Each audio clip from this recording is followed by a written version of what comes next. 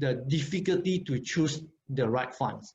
We should know that there are more than 500 funds in Malaysia alone for us to choose from. There are equity funds in Malaysia, there are Asia Pacific equity fund, global equity fund, there are bond funds, there are balance funds, and there are different kind of funds for you to choose from. So when you want to choose the fund and to make sure that these are the good fund, a fund that can perform and can make money for you, it is quite challenging. So what makes matter worse is that when you deal with a unit trust agent to buy unit trust, the unit trust agent is in fact attached to one unit trust company. So which you will say, see, this unit trust agent, it could be attached to only company A to sell the unit trust fund from the company A. So for that matter, this unit trust agent who talk to you will only know and will only promote company A's unit trust fund. He got no motivation, no financial incentive to tell you that, oh, Mr. So-and-so, actually there are better fund in company B or there are better fund in company C. He will not be motivated to do so, because even though he were to do so and you were to buy the fund from company B, he would not benefit, even though you may benefit, because he will not be getting the commission from introducing you to company B, whereby he's not attached to. So there is a conflict here you can see, whereby when you deal with unit trust agent, it doesn't make yourself to select a good fund to invest job any easier. The second obstacle is about the discipline to monitor unit trust investment regularly, because we just can't buy a unit trust fund, one fund or two fund or three fund or five funds, and then just leave it there and do nothing at all. We need to monitor it to see whether we need to change the fund, whether we need to top up more money, or we need to take profit. So in this case, should the salesperson monitor for you? I mean, the unit trust agent monitor for you, but is he or she monitoring the investment for you, or the person will just sell it to you, the fund, and disappear?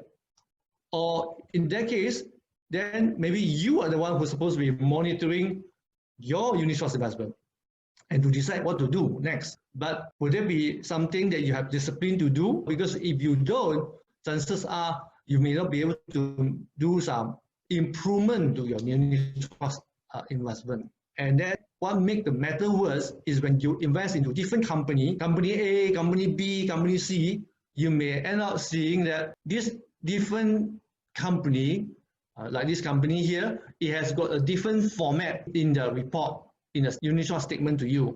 So you can see another company, also a different format, and then the company you can see also a different format. So you can see, for you to monitor the performance, to know how is your unit trust doing, is not so straightforward. Plus also the statement may come at different time. Some statement come in the early of the month, some statement come in the middle of the month, and some statement come at the end of the month. So for you to have the discipline to monitor those portfolio is quite a challenge. A few years ago, I got a client. He actually invested about $3 million into one bank and two unit trust company, all together 3 financial institutions for his unit trust investment. He totally lost track of what to invest, what he has invested, how is the performance of those investments that he can make. He cannot catch up. He just got lost into it. So when I meet up with him and then he engaged us as an advisor, so what we did is that we helped him to build a asset allocation, and then from there select the right fund, and then build a diversified portfolio from him, and use a consolidated reporting statement to report his performance. So only by then he feel more belief that he can easily know the performance of his unit trust. Have you reviewed your unit trust portfolio recently? So if you need any assistance to review it, talk to your financial planner. A competent financial planner can help you to evaluate your unit trust investment, whether it's performing well and what to do to improve the performance further. Why would you want to change a fund from one company A to B? Is because when you have a fund in company A which is not performing well, and then you know that company B has got a fund that's performing well. So it only makes sense that you sell off this fund that you have in company A and go to company B. But do you know how much will you be charged when you sell off the fund in company A and then redeem the money, and when you go to company B, they will charge you? And the industry practice is that if you go through the unit trust company, chances are they are charging you between 5.5% to 6% for that transaction. So meaning that before you start making money, you already lost 5.5 to 6%. So please share with me how much that you pay when you buy a equity fund. Do you spend like 5%?